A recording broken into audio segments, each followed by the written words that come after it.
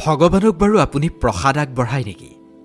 ভগৱানক আপুনি মিঠা প্ৰসাদ আগবঢ়ায় নেকি? যদি ভগৱানক প্ৰতিদিনে আপুনি প্ৰসাদ আগবঢ়ায়, তেতিয়াহ'লে সাৱধান। এই ভিডিঅ'টো আপোনাৰ কাৰণে অতি গুৰুত্বপূৰ্ণ। আজি যদি এই ভিডিঅ'টো আপুনি মন দি নাচায় আৰু আপুনি যদি প্ৰতিদিনে ভগৱানক প্ৰসাদ আগবঢ়াই আহিছে, তেন্তে জীৱনত এদিন এনেকুৱাকৈ আপুনি অনুতপ্ত হ'ব, সেইদিনা আৰু আপোনাৰ একো লাভ নহ'ব।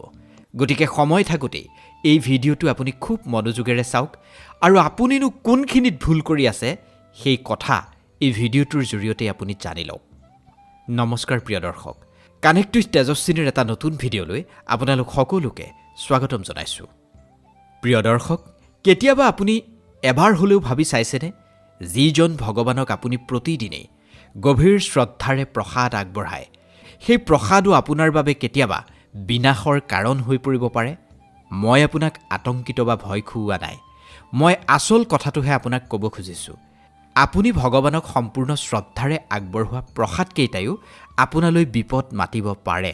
আমাৰ মাজৰে ৯৯% মানুহেই অজানিতেই কিছুমান ভয়ংকৰ ভুল কৰে আৰু এই ভুলখিনিৰ কাৰণে আমাৰ ঘৰখনৰ সুখ শান্তি নোহোৱা হয়।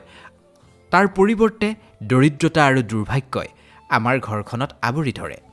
আজি মই আপোনাক প্ৰসাদ আগবঢ়োৱাৰ এনেকুৱা কিছুমান ৰহস্যৰ বিষয়ে ক'ম, যিখিনি আপুনি সাধাৰণ কিতাপ বা প্ৰবচনত আপুনি নাপায়। আৰু আজি মই যিখিনি ভুলৰ বিষয়ে ক'ম, তাৰ পঞ্চমটো ভুল ইমান বেছি বিনাশকাৰী, যদি আপুনি সেই ভুলটো এবাৰ হ'লেও কৰে, তেতিয়াহ'লে আপোনাৰ ঘৰ বৰবাদ হোৱাটো নিশ্চিত। এই সকলোখিনি জনাৰ পূৰ্বে আপুনি ব্ৰহ্মাণ্ডীয় শক্তিৰ সেই খেলখন প্ৰথমে বুজি ল'ব লাগিব। প্ৰথমে আপুনি মনত ৰাখক, ভগৱানে কেতিয়াও ভোকত নাথাকে। আমাৰ ভোজনৰ প্ৰতি তেওঁ লালায়িত নহয়। আমি ভোজন আগবঢ়াম, তেওঁ ভোজন গ্ৰহণ কৰিব, তেনেকৈ তেওঁ কোনো দিন অপেক্ষা কৰি নাথাকে। কিন্তু তাৰ পিছতো আমি তেওঁক ভোগ অৰ্পণ কৰোঁ। ইয়াৰ আঁৰত এক বহুত ডাঙৰ গভীৰ বিজ্ঞান লুকাই আছে। যেতিয়া আমি যিকোনো ভোজন ভগৱানৰ মূৰ্তি বা ফটোৰ সন্মুখত ৰাখোঁ, তেতিয়া সেইখিনি কেৱল ভোজন হৈ নাথাকে। আমাৰ ইষ্টদেৱৰ দুচকুৰ পৰা আৰু তেওঁৰ আভামণ্ডলৰ পৰা এনেকুৱা এক বিশেষ প্ৰকাৰৰ শক্তি নিৰ্গত হয়, যি শক্তি আপুনি আগবঢ়োৱা ভোজনত মিলিত হৈ যায়, সংমিশ্ৰণ হয়।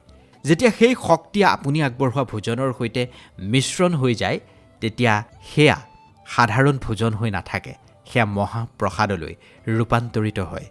কিন্তু আপুনি জানেনে এই শক্তি কিমান বেছি শক্তিশালী? যদি এই শক্তি সঠিকভাৱে গ্ৰহণ কৰা নহয়, তেতিয়াহ'লে এই শক্তিয়ে আপোনাৰ শৰীৰ আৰু জীৱন তল-ওপৰ লগাই দিব পাৰে। বহু মানুহেই প্ৰসাদ আগবঢ়াওঁতে এনেকুৱা বাচনত প্ৰসাদ ৰাখে, যিখিনি একেবাৰেই অনুচিত।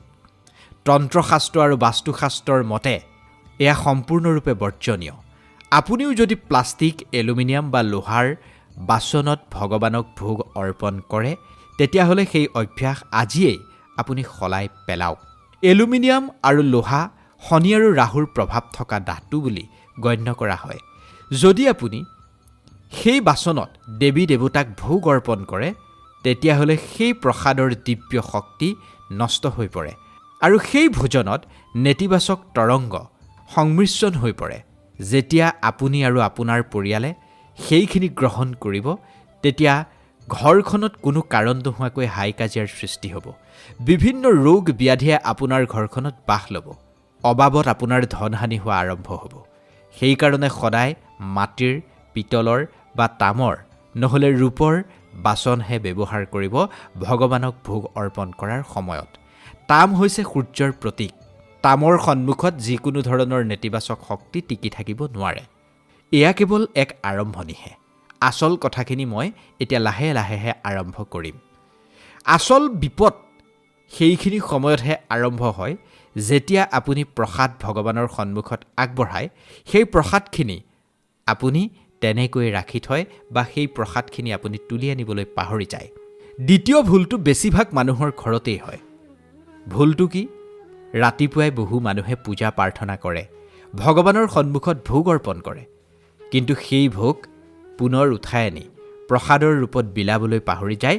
ভগৱানৰ ফটো বা মূৰ্তিৰ সন্মুখতেই সন্ধিয়ালৈকে সেই ভোগ বা সেই ভোজন তেনেকৈ থাকি যায়। এয়া এক ডাঙৰ ভুল, ডাঙৰ পাপ বুলি গণ্য কৰা হৈছে। শাস্ত্ৰই স্পষ্টভাৱে কৈছে, যেতিয়াই আপুনি ভগৱানক প্ৰসাদ অৰ্পণ কৰে, ভগৱানে যেতিয়া দিব্য শক্তিৰে সেয়া গ্ৰহণ কৰে, তাৰ পিছত সেই যিখিনি ভোজন বা সেই যিখিনি প্ৰসাদ ভগৱানৰ সন্মুখত থাকি যায়, যদি আপুনি তেনেকৈ ৰাখি থয়, তেতিয়া কি হয়, বিভিন্ন ধৰণৰ নেতিবাচক শক্তি সেই প্ৰসাদলৈ আকৰ্ষিত হয়। সেই নেতিবাচক শক্তিয়ে সেই প্ৰসাদখিনি গ্ৰাস কৰিব পাৰে। সেইবাবে সদায় প্ৰসাদ আগবঢ়োৱাৰ লগে লগে মুহূৰ্তৰ ভিতৰতেই অলপ সময় ৰাখি আপুনি সেই প্ৰসাদখিনি উঠাই আনি নিজৰ মাজত বিতৰণ কৰি খাওক। ঘৰত যদি কোনোবা আলহী অতিথি আছে, আপুনি ভগাই দিয়ক। ভগৱানৰ সন্মুখত আগবঢ়োৱা মানেই সেই ভোজন প্ৰসাদলৈ পৰিৱৰ্তন হয়। আৰু যদি আপুনি সেই প্ৰসাদ সন্ধিয়ালৈকে ভগৱানৰ সন্মুখতে ৰাখি থয়, বা সন্ধিয়া আগবঢ়োৱা প্ৰসাদ যদি ৰাতিপুৱালৈকে আপুনি ভগৱানৰ সন্মুখতে ৰাখি থয়, তেতিয়াহ'লে সেয়া অভিশপ্ত হৈ পৰে। সেয়া গ্ৰহণ কৰাৰ পিছত যিজন ব্যক্তিয়ে গ্ৰহণ কৰিব, লাহে লাহে সেই ব্যক্তিজনৰ মানসিক চাপৰ সৃষ্টি হয়, মানসিক চাপৰ তেওঁ চিকাৰ হয়। তেওঁৰ মনত বিভিন্ন ধৰণৰ বেয়া চিন্তাই বাস কৰে আৰু মানুহজনৰ যি উন্নতি আছিল, সেই উন্নতি স্থবিৰ হৈ পৰে। এতিয়া আপোনাৰ মনলৈ প্ৰশ্ন নিশ্চিতভাৱে আহিছেই চাগে, ভগৱানৰ সন্মুখত যদি আমি প্ৰসাদ আগবঢ়াওঁ বা ভোগ যদি ভগৱানক অৰ্পণ কৰোঁ, আমি কিমান সময় ভগৱানৰ সন্মুখত সেই প্ৰসাদখিনি ৰাখি থ'ব পাৰিম?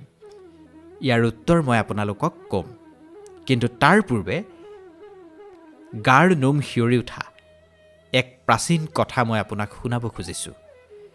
এই কথা শুনাৰ পিছত আপুনিও ভাবিবলৈ বাধ্য হ'ব, আমি অজানিতেই কিমান বেছি ডাঙৰ ভুল বা অপৰাধ কৰি আছোঁ। প্ৰাচীন কালত এজন ৰজা আছিল। প্ৰতিদিনেই তেওঁ নিজৰ কুলদেৱতাক ভোগ আগবঢ়ায়। কিন্তু তাৰ পিছতো তেওঁৰ ৰাজ্যত দৰিদ্ৰতাই বাস কৰিলে।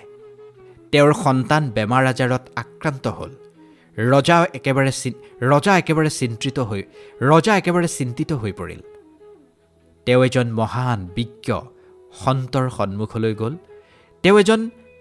ৰজাই কি কৰিলে, এজন মহান বিদ্বান সন্তক ৰাজমহললৈ মাতি পঠিয়ালে আৰু নিজৰ সমস্যা বিৱৰি ক'লে। সেই সন্তজনে ধ্যান কৰিলে আৰু ধ্যান কৰি ক্ৰোধিত হ'ল। তেওঁ ক্ৰোধান্বিত হৈ তেওঁ বহাৰ পৰা উঠিলে। সেই বিদ্বান সন্তজনে ৰজাক ক'লে, হে ৰাজন, তুমি যি ভোগ ভগৱানক সদায় অৰ্পণ কৰা, সেই ভোগ ভগৱানৰ ওচৰ নাপায়গৈ। তুমি তোমাৰ পাকঘৰত ভগৱানৰ কাৰণে যি ভোজন তৈয়াৰ কৰা, সেই ভোজন তৈয়াৰ কৰাৰ সময়ত তুমি সেয়া গোন্ধি চোৱা, তাৰ স্বাদ লোৱা, আৰু সেই জোঠা আৰু দূষিত ভোজনেই তুমি অহংকাৰত গৈ ভগৱানৰ সন্মুখত অৰ্পণ কৰা। এইখিনিয়ে হৈছে আমাৰ তৃতীয়টো ডাঙৰ ভুল। যেতিয়া আপুনি ভগৱানৰ কাৰণে ভোগ বনাব, ভোজন বনোৱাৰ সময়ত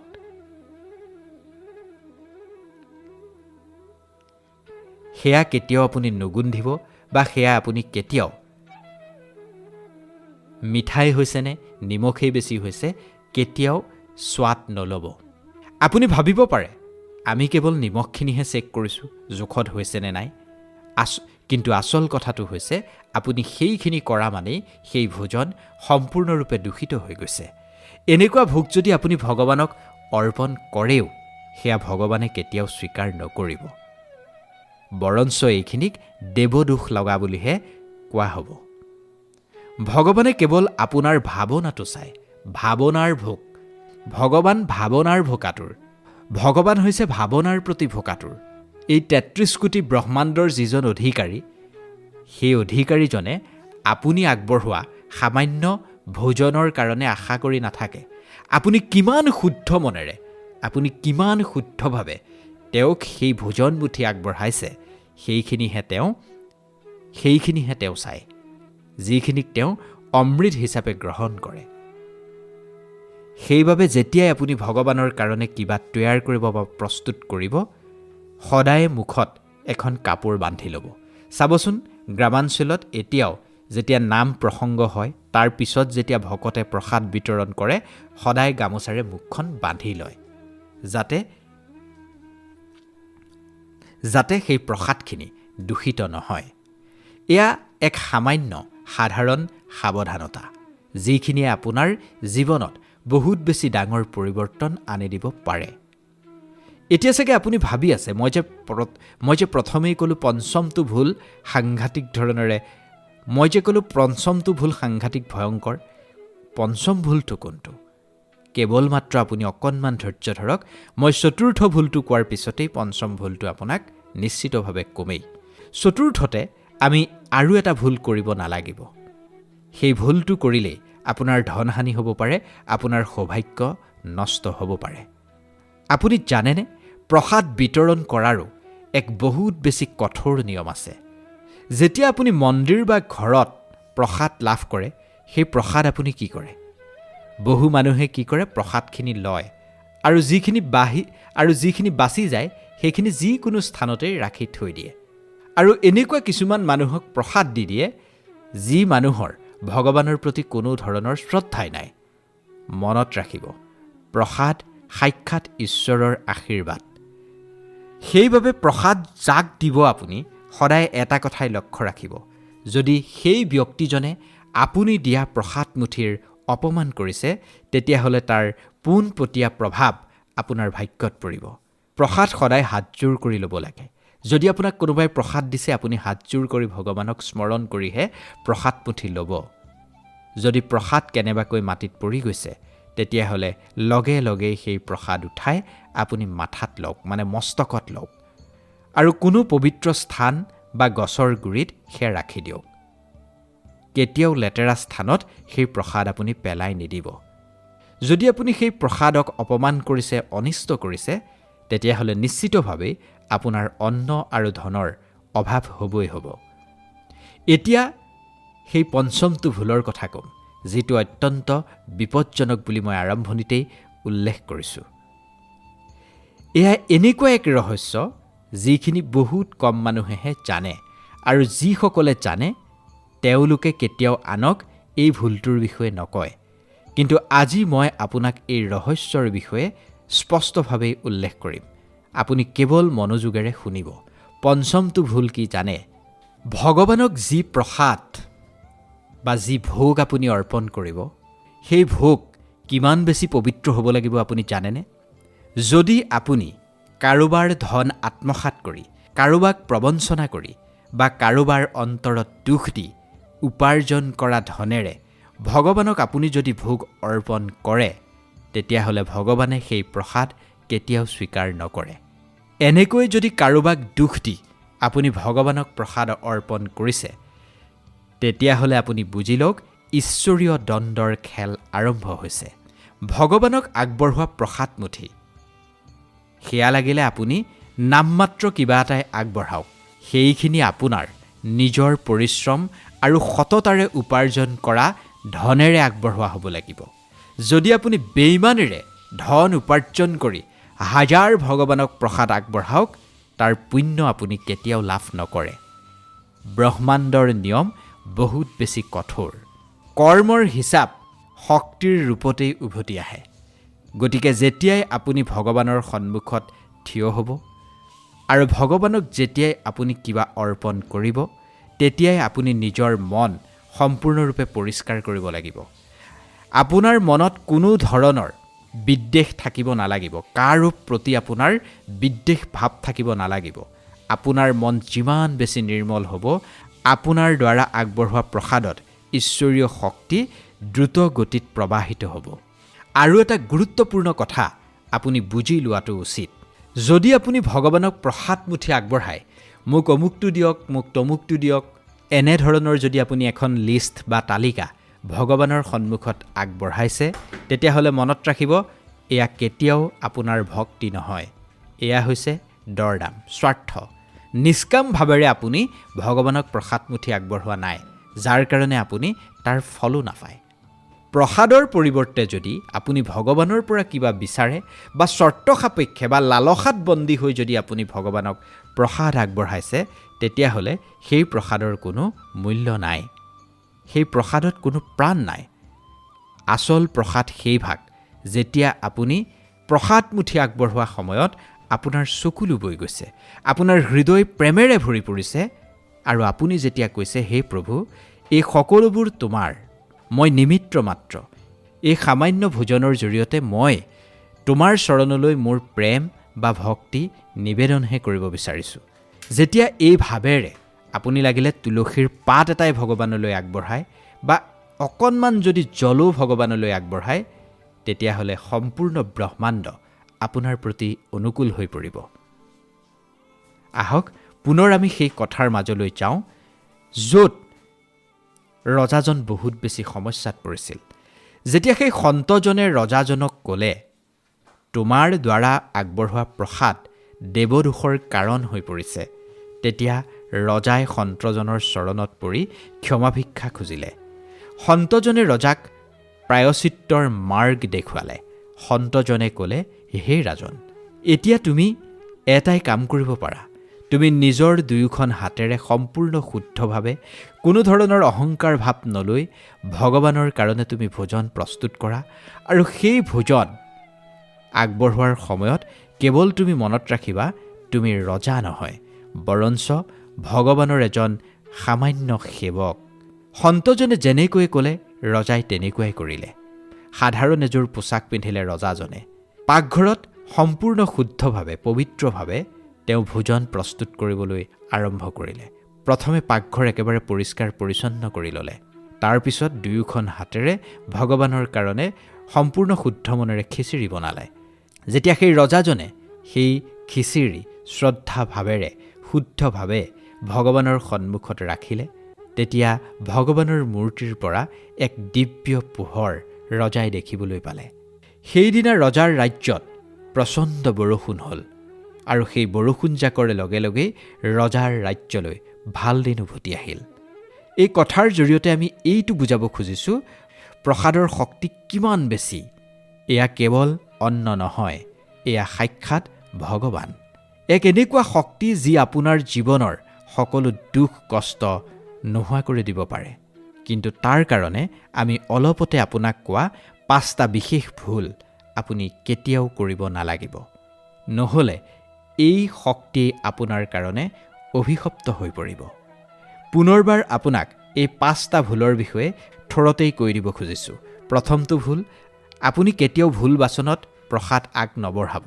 কেতিয়াও প্লাষ্টিক, লোহা, এলুমিনিয়াম বা ভগা ছিগা বাচনত ভগৱানক ভোগ অৰ্পণ নকৰিব। এইখিনিয়ে আপোনাৰ ঘৰখনলৈ নেতিবাচক শক্তিৰ প্ৰৱেশৰ দুৱাৰ মুকলি কৰে। গতিকে আপুনি সদায় তামৰ, পিতলৰ বা মাটিৰ বাচনেই ব্যৱহাৰ কৰিব ভগৱানক ভোগ অৰ্পণৰ ক্ষেত্ৰত। আৰু যদি ঘৰত ৰূপৰ বাচন আছে, তেতিয়াহ'লে ৰূপৰ বাচনেই ব্যৱহাৰ কৰিব। দ্বিতীয়তে আটাইতকৈ গুৰুত্বপূৰ্ণ কথাটো হৈছে সময়। সময়ৰ প্ৰতি ধ্যান ৰখাটো খুবেই জৰুৰী। ভগৱানক প্ৰসাদমুঠি অৰ্পণ কৰাৰ 15 বা 20 মিনিটৰ ভিতৰত সেই প্ৰসাদ ভগৱানৰ সন্মুখৰ পৰা আপুনি উঠাই আনক, আৰু পৰিয়ালৰ সকলো সদস্যই সেইখিনি ভগাই খাওক। ঘৰত অতিথি থাকিলে অতিথি অভ্যাগতকো সেই প্ৰসাদৰ অকণমান দিয়ক। কিন্তু ঘণ্টা ঘণ্টা ধৰি ভগৱানৰ সন্মুখত সেই প্ৰসাদ আপুনি থৈ নিদিব। নহ'লে সেই প্ৰসাদৰ সৈতে বেয়া শক্তি সংমিশ্ৰণ হৈ যাব পাৰে। তৃতীয়তে আপুনি শুদ্ধভাৱে প্ৰসাদ প্ৰস্তুত কৰিবই লাগিব। শুদ্ধতাৰ কঠোৰ নিয়ম আপুনি পালন কৰিবই লাগিব। ভোজন তৈয়াৰ কৰাৰ সময়ত আপুনি সেয়া নুগুন্ধিব, কেতিয়াও চেকি নাচাব। সদায় মুখখন গামোচাৰে বান্ধিহে আপুনি প্ৰসাদ প্ৰস্তুত কৰিব। ভোজন সম্পূৰ্ণ পবিত্ৰ হ'বই লাগিব। চতুৰ্থতে হৈছে প্ৰসাদৰ প্ৰতি সন্মান। প্ৰসাদ কেতিয়াও এখন হাতেৰে ল'ব নালাগে। যিখিনি প্ৰসাদ খায় সেয়া খাব, থকাখিনি কেতিয়াও অনিষ্ট নকৰিব। আৰু এনেকুৱা ব্যক্তিক কেতিয়াও প্ৰসাদ মুঠি নিদিব যিজন ব্যক্তিয়ে প্ৰসাদৰ মূল্য বুজি নাপায় বা প্ৰসাদক অপমান কৰে। আৰু সকলোতকৈ গুৰুত্বপূৰ্ণ পঞ্চমটো নিয়মেই হৈছে সততা। আপুনি যি প্ৰসাদ ভগৱানক আগবঢ়াব, সেয়া নিজস্ব পৰিশ্ৰম আৰু সততাৰে উপাৰ্জন কৰা ধনেৰে আপুনি আগবঢ়াব লাগিব। এই নিয়মখিনি যদি আপুনি পালন কৰা আৰম্ভ কৰে, তেতিয়াহ'লে নিশ্চিতভাৱে আপোনাৰ ভাল হ'ব। অলপ কঠিন হয়, কিন্তু আপুনি চেষ্টা কৰিলে নিশ্চয় পাৰিবই। এই নিয়মখিনি মানি আপুনি চলিলে আপোনাৰ ঘৰৰ নেতিবাচক শক্তি নোহোৱা হৈ যাব। যিবোৰ কাম আপোনাৰ বছৰ বছৰ ধৰি ৰখি আছে, সেই কামবোৰ হঠাতেই হ'বলৈ আৰম্ভ কৰিব। পৰিয়ালৰ সদস্যৰ মাজত মতভেদ দূৰ হৈ প্ৰেমৰ সৃষ্টি হ'ব, আৰু সকলোতকৈ ডাঙৰ কথাটো হ'ল আপুনি এনেকুৱা এক মানসিক শান্তি অনুভৱ কৰিব যিখিনি আপুনি দুনিয়াৰ ক'তো নাপায়, হাজাৰ ধন টকা পইচাৰেও যিখিনি আপুনি ক্ৰয় কৰিব নোৱাৰে। ভগৱানৰ কৃপা বহুত সূক্ষ্ম ৰূপত কাম কৰে। ভগৱানে আমাৰ সৰু সৰু কাম বা আমাৰ অনুভৱখিনিহে চায়। যেতিয়া আমি প্ৰসাদৰ ৰূপত তেওঁক আমি নিজৰ প্ৰেম সমৰ্পণ দেখুৱাব পাৰিম, বিনিময়ত আমি তেওঁৰ পৰা আশীৰ্বাদ আৰু সুৰক্ষা লাভ কৰিম। সেইবাবে ইয়াৰ পিছত যেতিয়াই আপুনি ঘৰৰ মন্দিৰত বা ভগৱানৰ সন্মুখত ভোগৰ থালিখন লৈ যাব, তেতিয়া আপুনি এক মুহূৰ্তৰ কাৰণে ৰ'ব আৰু নিজৰ চকুহাল বন্ধ কৰিব, এটা দীঘলীয়াকৈ উশাহ ল'ব। ভোগ আগবঢ়োৱাৰ পূৰ্বে আপুনি চকু মুদি নিজৰ মনৰ সকলো ধৰণৰ সাংসাৰিক বিচাৰ আপুনি মনৰ পৰা উলিয়াই দিব। তাৰপিছত আপুনি সম্পূৰ্ণ শ্ৰদ্ধা আৰু চেতনাৰ সৈতে ভগৱানক ভোগ অৰ্পণ কৰিব। আপুনি হৃদয়ৰ পৰাই অনুভৱ কৰিব ভগৱানক। এয়াই হৈছে প্ৰসাদ আগবঢ়োৱাৰ আটাইতকৈ শক্তিশালী পদ্ধতি। এই পদ্ধতিৰে প্ৰতিজনেই যদি ভগৱানক প্ৰসাদ আগবঢ়ায়, তেতিয়া নিশ্চিতভাৱেই ভগৱানৰ পৰা উত্তম ফল লাভ কৰিব। এয়া কোনো তন্ত্ৰ মন্ত্ৰ নহয়, এয়া কোনো অন্ধবিশ্বাস নহয়, আপোনাৰ ভগৱানৰ প্ৰতি থকা আস্থা আৰু বিশ্বাস। আপুনি ধৰি লওক আপোনাৰ ঘৰত থকা মন্দিৰভাগেই আপোনাৰ কাৰণে আটাইতকৈ ডাঙৰ তীৰ্থ। যদি আপুনি সেই মন্দিৰভাগতেই সঁচাকৈয়ে ভগৱানৰ সৈতে বা আপোনাৰ ইষ্টদেৱৰ সৈতে জড়িত হ'ব খুজিছে, তেতিয়াহ'লে এই কথাখিনি শুনি এই কথাখিনি আপুনি কাৰ্যক্ষেত্ৰত ৰূপায়ণ কৰিব লাগিব। জ্ঞান তেতিয়াহে কামত আহে যেতিয়া আপুনি সেইখিনি কৰ্মলৈ পৰিৱৰ্তন কৰিব। ব্ৰহ্মাণ্ডৰ এই ৰহস্যময় বিজ্ঞান বুজাটো সকলোৰে কাৰণে ইমান সম্ভৱপৰ নহয়, কিন্তু আপুনি ভাগ্যৱান।